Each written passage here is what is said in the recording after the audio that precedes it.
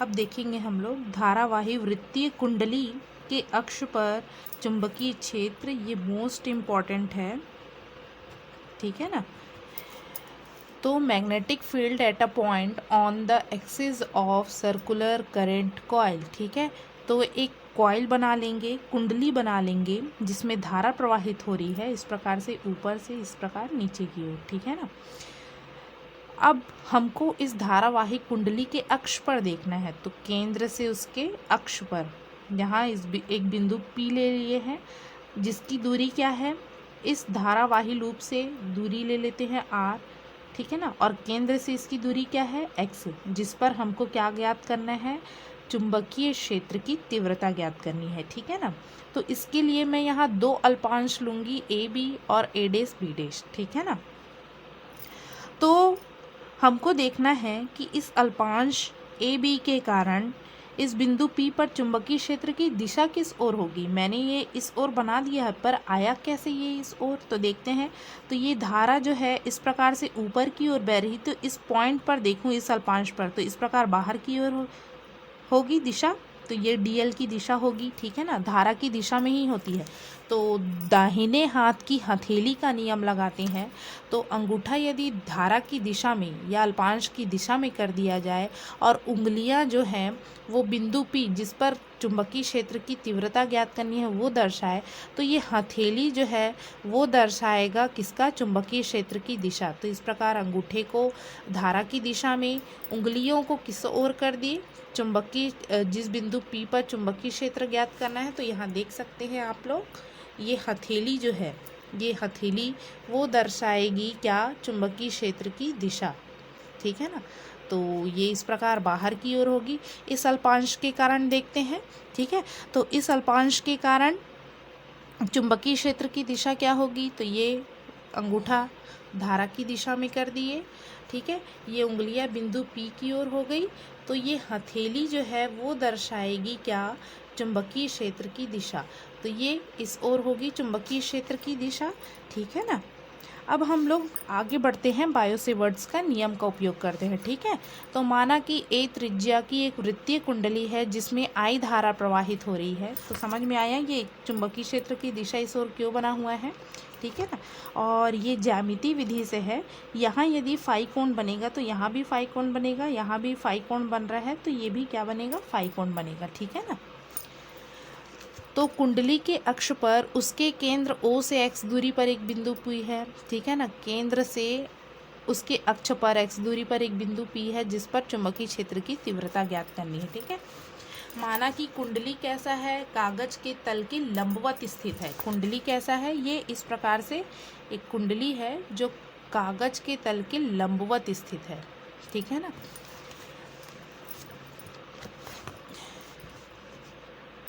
तथा उसका अक्ष OP कागज के तल पर स्थित है। उसका अक्ष जो है OP वो कागज के तल में होगा। ये अक्ष क्या होगा, कागज के तल में होगा कि नहीं। ये इस प्रकार से ये कुंडली है और ये इसका अक्ष कागज के तल में होगा, ठीक है ना। कुंडली को कई अल्पांशों में विभक्त करेंगे, ठीक है ना। तो माना कुंडली को ठीक ऊपरी सिरे पर DL लंबाई का एक अल्पांश AB तथा इस अल्पांश से बिंदु P की दूरी R है, ठीक है ना। एक अल्पांश में विभाजित किए, पहले AB की बात कर लेते हैं, फिर A डैश B डैश की बात करेंगे, ठीक है ना। तो उसके कारण बिंदु R पर चुंबकीय क्षेत्र की तीव्रता ज्ञात करेंगे। तो बायो सेवर्ट्स के नियम से DB इज इक्वल टू μ0/4 अल्पांश के लिए ही है ना, चुंबकीय क्षेत्र की तीव्रता, IDL sine theta upon R²। अब मैंने कहा ये थीटा क्या होता है, तो DL वेक्टर और जो दूरी है उसके बीच का कोण होता है, इन दोनों के बीच का कोण होता है, ठीक है। तो मैंने यहाँ कहा कि ये जो दूरी है और ये DL के बीच का कोण 90 डिग्री बन रहा है, पर देखने से तो नहीं लग रहा है। तो यहाँ आप लोग देख सकते हैं ये क्या है, एक छोटा सा अल्पांश इसमें ले लेते हैं। ये इस प्रकार से मैंने इसको डिवाइड किया, ठीक है। ये इस प्रकार से ये बिंदु P इस प्रकार से झुका हुआ है, ठीक है ना। अब हमको देखना है इन दोनों के बीच का कोण, तो आप लोग देख सकते हैं, ठीक है ना। ये इस प्रकार से झुका हुआ है, तो इन दोनों के बीच का कोण क्या है, चाहे इसको कैसे भी मोड़ लो, इस प्रकार से भी मोड़ लो तो अभी भी कोण दिख रहा होगा 90 डिग्री है। इस प्रकार से इसको कैसे भी मोड़ लो, इन दोनों के बीच का कोण क्या रहेगा जी, 90 डिग्री ही रहेगा, ठीक है ना। तो इस प्रकार से हम कह सकते हैं कि अल्पांश जो है, ये अल्पांश और इसके बीच का जो कोण है, देख सकते हैं आप लोग सभी, क्या होगा, 90 डिग्री होगा। तो theta is equal to 90 degree रख देंगे तो हमारे पास क्या आ जाएगा, D B is equal to mu zero upon 4 pi I D L upon R square, समीकरण 1, ठीक है। एक अल्पांश और लेते हैं हम। अब आगे देखते हैं, क्षेत्र डी बी की दिशा अल्पांश ए बी और अल्पांश को ए डेस बी डेस को बिंदु P से मिलाने वाली रेखा के लंबवत में पी आर के अनुदिश होगी, ठीक है। डी बी को हम दो घटकों में वियोजित कर सकते हैं, ठीक है। जो परिणामी डी बी मिला है हमको, उसको मैं क्या कर सकती हूँ, चुंबकीय क्षेत्र एक सदिश राशि है तो उसको मैंने दो भागों में विभक्त कर दिया, ठीक है, दो लंबवत घटकों में। तो फाई की ओर डी बी कॉस फाई होगा और फाई के लंबवत क्या होगा, डी बी साइन फाई, ठीक है ना। तो एक घटक ये हो गया डी बी कॉस फाई, एक घटक क्या हो गया, डी बी साइन फाई, ठीक है ना। ये प्लस जो है बाद में हम लोग देखेंगे जब दूसरे अल्पांश के लिए होगा, ठीक है ना। तो इस प्रकार से दो घटक मिल गए मुझे। अब ऐसा ही काम मैं करूँगी नीचे वाले अल्पांश के लिए, ए डेस बी डेस अल्पांश के लिए, ठीक है ना। तो उस अल्पांश के लिए डी एल और आर के बीच का जो कोण है वो भी क्या होगा, 90 डिग्री ही होगा, मैंने दर्शाया है, ठीक है। कोई अल्पांश लेंगे उससे देखो इस प्रकार से झुका हुआ है तो भी हम देख सकते हैं कि कोण क्या बन रहा है जी, 90 डिग्री। चाहे उसको कैसे भी झुकाओ, इस प्रकार से ऐसे भी करो, कोण क्या बनता है, 90 डिग्री। तो इसके कारण जो है पुनः जो है डी बी इस दिशा में मिला था और इसको भी दो घटकों में वियोजित कर सकते हैं, फाई की ओर डी बी कॉस फाई और फाई के लंबवत डी बी साइन फाई, ठीक है ना। तो हम देख रहे हैं डी बी कॉस फाई और डी बी कॉस फाई, ये दोनों क्या है, परिमाण में समान है और विपरीत दिशा में है। इसकी दिशा इस ओर है तो ये दोनों एक दूसरे को निरस्त कर देंगे। और डी बी साइन फाई, इसका एक घटक डी बी साइन फाई है, ठीक है ना, ये इसका घटक है और ये इसका घटक है, दोनों क्या होंगे, जुड़ जाएंगे, दोनों एक ही दिशा में है इसलिए ये दोनों एक दूसरे को निरस्त कर देंगे कॉस वाले घटक, परंतु साइन वाले घटक जुड़ जाएंगे। अतः हम कह सकते हैं कि इस वृत्ताकार लूप में ऐसे बहुत सारे अल्पांश यदि लेंगे तो सभी के कॉस वाले घटक क्या होंगे, एक दूसरे को निरस्त कर देंगे, केवल साइन वाले घटक जो है जुड़ते जाएंगे। अतः इस बिंदु P पर जो है परिणामी चुंबकीय क्षेत्र क्या होगा, तो D B sine phi, summation of D B sine phi, ठीक है ना, क्या होगा, summation of D B sine phi. क्यों, क्योंकि सभी कॉस वाले जो घटक है वो एक दूसरे को निरस्त कर दे रहे हैं, केवल साइन वाले घटक का हमको क्या करना पड़ेगा, योग करना पड़ेगा, ठीक है ना। तो इस प्रकार से b इज इक्वल टू आ गया, डी बी की वैल्यू पुट कीजिए, mu zero upon 4 pi I D L upon R square sine phi की वैल्यू निकाल देते हैं त्रिभुज ओ पी ए में। तो त्रिभुज ओ पी ए में साइन थीटा बराबर लंब बटे कर्ण ए अपॉन आर, ठीक है ना। तो ए अपॉन आर आ गया।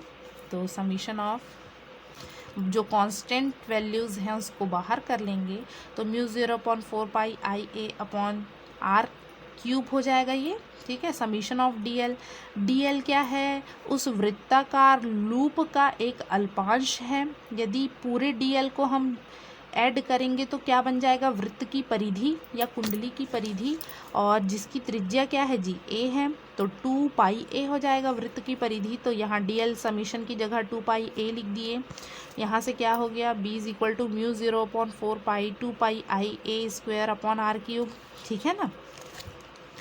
हम इस आर की वैल्यू निकाल लेते हैं। तो आर का वैल्यू त्रिभुज सी ओ पी में निकल जाएगा हमारे पास। इस पॉइंट को मैंने सी नाम दिया था। तो सी ओ पी में आर की वैल्यू पाइथागोरस प्रमेय से, ये लंब है ना, तो कर्ण का वर्ग बराबर लंब का वर्ग धन आधार का वर्ग, तो आर स्क्वायर बराबर ए स्क्वायर प्लस एक्स स्क्वायर आ जाएगा, ठीक है ना।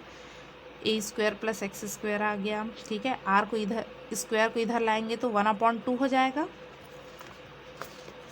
सॉरी, आर स्क्वायर बराबर ए स्क्वायर प्लस एक्स स्क्वायर आ गया, इधर आएगा तो 1/2 हो जाएगा आर स्क्वायर का। हमको क्यूब की वैल्यू चाहिए तो दोनों पक्षों का घात 3 कर दो तो 3/2 हो जाएगा, तो वैल्यू आ गया भाई।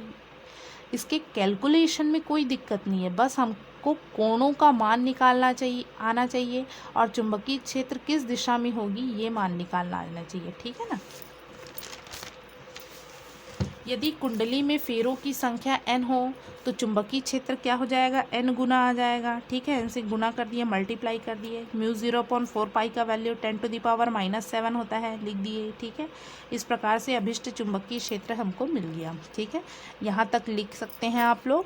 और केसेस हैं कुछ, वृत्तीय कुंडली के केंद्र पर चुंबकीय क्षेत्र क्या होगा, तो केंद्र पर देख लेते हैं, मतलब x बराबर क्या होगा, दूरी 0 हो जाएगा। केंद्र से क्या था, बिंदु P की दूरी x थी, x बराबर 0 हो जाएगा, बिंदु P यहाँ आ गया तो x बराबर 0 पुट कर देंगे वहाँ, ठीक है ना। तो क्या आ जाएगा हमारे पास, इस घात 2 जो है कट जाएगा, a³ आ जाएगा, ठीक है ना। और ऊपर में ए स्क्वायर है तो एक 2 ए कट जाएगा, केवल एक ही ए बचेगा, ठीक है ना। यदि कुंडली में फेरों की संख्या पुनः n लिया है तो n से मल्टीप्लाई कर दिया उसने, ठीक है।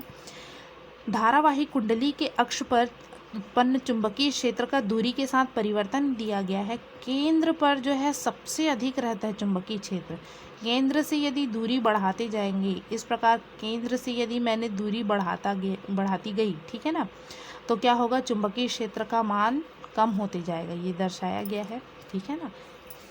नेक्स्ट केस है जब बिंदु P केंद्र से अधिक दूरी पर स्थित हो, ठीक है ना, x इज ग्रेटर देन, उसकी त्रिज्या से बहुत अधिक बढ़ी हो, ठीक है ना, तब क्या होगा, a square plus x square को मैं एक्स स्क्वायर लिख सकती हूँ, a स्क्वायर को मैंने क्या मान लिया, नगण्य मान लिया, ठीक है। तो हमारे पास ये वैल्यू आ जाएगी, ठीक है ना, मान रखेंगे तो। और यदि x बराबर a हो, ठीक है, त्रिज्या के बराबर ही दूरी पर यदि हम चुंबकीय क्षेत्र की तीव्रता देखें तब क्या आएगा, देखते हैं। तो a स्क्वायर क्या होगा, 2a स्क्वायर, 2 की पावर क्या आ जाएगा, 3/5, ठीक है ना, ये कटेगा फिर आएगा, ठीक है ना। और यहाँ क्या आ जाएगा, सिर्फ a ही बचेगा, ठीक है ना। कैलकुलेशन करेंगे तो आसानी से आप लोगों को समझ में आ जाएगा, ठीक है।